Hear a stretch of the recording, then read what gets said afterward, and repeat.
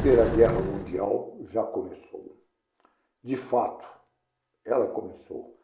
O Império Ocidental Capitalista, Estados Unidos hoje à frente, OTAN, países satélites, contra Rússia, China, Irã, Coreia e aliados. Se alguma das partes vai recuar para ganhar tempo, etc., não podemos saber. Não temos essas informações.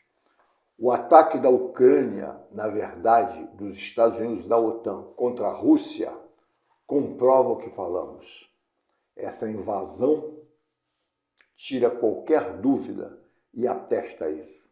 Trata-se de uma guerra diferente da Segunda Guerra Mundial, com similaridades, mas que envolve agora muita desinformação, internet, uma guerra híbrida, guerra psicológica, guerra por procuração, além de tanques tradicionais modernizados, drones e uma ameaça real nuclear.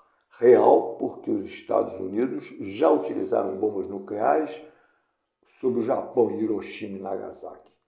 Esta guerra alcança interesses econômicos e visa isso. Petróleo, gás em Gaza, Eurásia, geopolítica.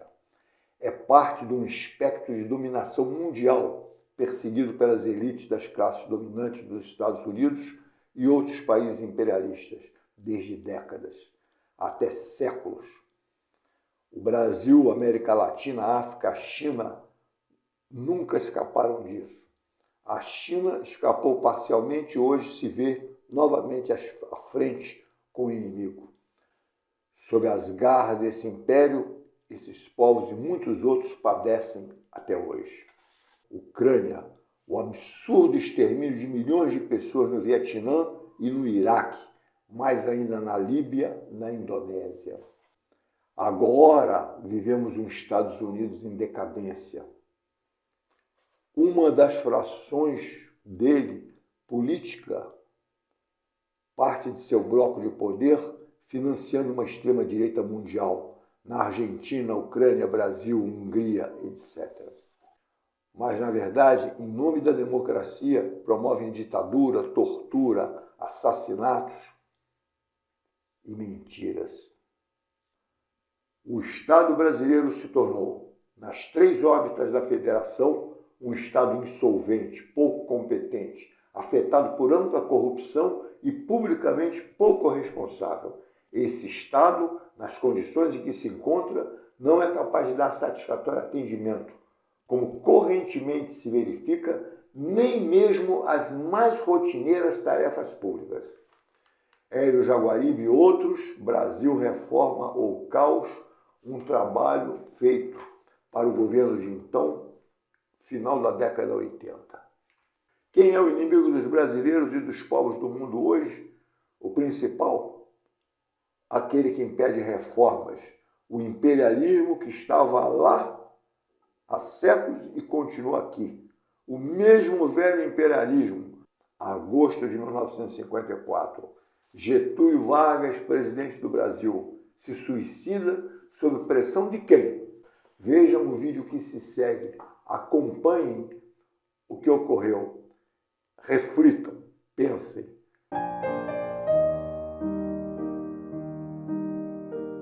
Getúlio Vargas, um tiro no imperialismo.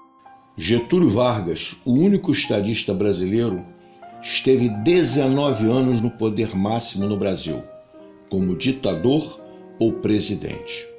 Primeiro entre 1930 e 1945, quando chega ao poder via Revolução de 30, armas à frente, e dele sai 1945 sob golpe militar, acossado por soldados. Depois, em 1950, volta, eleito presidente, mais uma vez deixando o poder sob ameaça militar, ele e a família acossados no Palácio do Catete.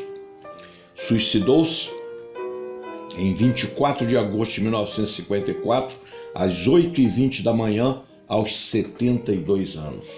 Vargas nasceu em São Borja, Rio Grande do Sul, em 19 de abril de 1882, filho de um estancieiro. Estudou em Ouro Preto, Minas Gerais, e depois na Faculdade de Direito de Porto Alegre, onde foi líder estudantil e redator do jornal Debate, mais tarde elegendo-se deputado estadual, depois federal, tendo ainda sido ministro da Fazenda e presidente do estado do Rio Grande do Sul, de 1928 a 1930. Em 1930, liderou uma revolução vitoriosa, junto em especial com a liderança de Minas Gerais, chegando com tropas gaúchas ao Rio de Janeiro, a capital da época. Daí em diante, tornou-se, com suas ações, o centro da política brasileira. Em sua famosa Carta Testamento, Vargas assinalou que, depois de decênios de domínio e expoliação dos grupos econômicos e financeiros internacionais, fiz-me chefe de uma revolução e venci. E acrescentou: não querem que o povo seja independente. Os lucros das empresas estrangeiras alcançavam até 500% ao ano. Getúlio Vargas: traidor, ditador, nacionalista ou estadista? Getúlio Vargas é a figura de um estadista brasileiro, notório estadista, agora que recebe às vezes ataque pela direita e às vezes pela esquerda, e pela esquerda mais consequente. Mas acontece que ele emerge na realidade brasileira através de um golpe de Estado em 30, motivado pela perda na campanha para o candidato Júlio Prestes, que era o candidato de Washington Luiz, de São Paulo, quando feria o acordo chamado da política café com leite, onde o café, representando São Paulo, quis fazer em sequência a Washington Luiz o presidente da República. Articula-se Getúlio com Minas, Rio Grande do Sul e Minas, absorvendo a força também de uma grande parcela, a parcela maior do tenentismo, com exceção do maior líder deles, que era Luiz Carlos Prestes, e é desencadeado o movimento militar vindo do Rio Grande do Sul para o Rio de Janeiro, não é? E Getúlio Vargas, como líder civil, assume o governo, preliminarmente um governo não muito autoritário, mas a partir de 37 estabelece o Estado Novo. Getúlio Vargas, na verdade, com o seu suicídio, e eu acredito que foi suicídio, as versões da Virginia Lane não convencem, infelizmente, não convenceram ninguém, ele deu um tiro no imperialismo. Quer dizer, ele foi deposto pelo imperialismo, mas deu-lhe um tiro que permitiu impedir mudanças no Brasil durante algum tempo. Tancredo Neves fala em 1964, mas eu diria que, de certa maneira, aquele tiro chega a nossos dias. Vejam, e a pergunta é, por que essa grande mídia não divulga Getúlio? E por que, numa data importante, talvez o único estadista brasileiro, 24 de agosto, a grande mídia não comemora Getúlio? E a pergunta é, nós levantamos aqui algumas questões. Por que Getúlio Vargas morre pressionado por corporações transnacionais, chocando-se com os interesses delas, essas big mídias, culpando-as pelas desgraças nacionais em sua famosa Carta Testamento? Mãe do rico, pai dos pobres, e então ele criou uma série de questões da CLT, criou uma série de coisas boas para os pobres, mas fez acordos com o capital estrangeiro. A gente está sempre esperando esse pai, como Vargas, de repente, se foi criado nos anos 30 e volta nos anos 50 também. Qual o conselho de Getúlio Vargas pouco antes de suicidar-se? Num dos documentos que deixou. Ele dizia o seguinte ao povo: não tendes armas nem tesouros, nem contais com influências ocultas que movem os grandes interesses. Para vencer os obstáculos e reduzir as resistências, é preciso unir-vos e organizar-vos. União e organização devem ser o vosso lema. Com relação ao suicídio, há uma testemunha ocular do fato, que foi o general Caiado de Castro. O general Caiado de Castro era o responsável pela Casa Militar do governo Getúlio Vargas e foi o único e o último a acompanhar os minutos ou segundos finais da vida de Getúlio. Era muito leal a Getúlio. Foi ele que imediatamente convocou os filhos. É claro que essas especulações a respeito de um possível atentado, etc., são muito presentes, mas não resta a menor dúvida que houve suicídio. Aliás, Getúlio era um suicida. Ele tentou várias vezes e, inclusive, teria dito a pessoas muito próximas a ele a vontade de pôr fim à sua vida em função de determinados momentos da sua trajetória. A questão de ser ditador ou estadista, eu não vejo nenhuma contradição entre essas duas coisas. Ele pode ser estadista e ser ditador, mas depende de que tipo de ditadura ele esteja exercendo. E nesse sentido, o Getúlio foi um estadista. Ele pensou num projeto nacional.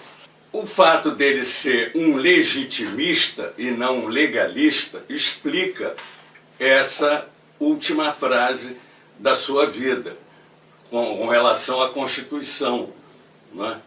Que, como toda virgem, precisa ser violada.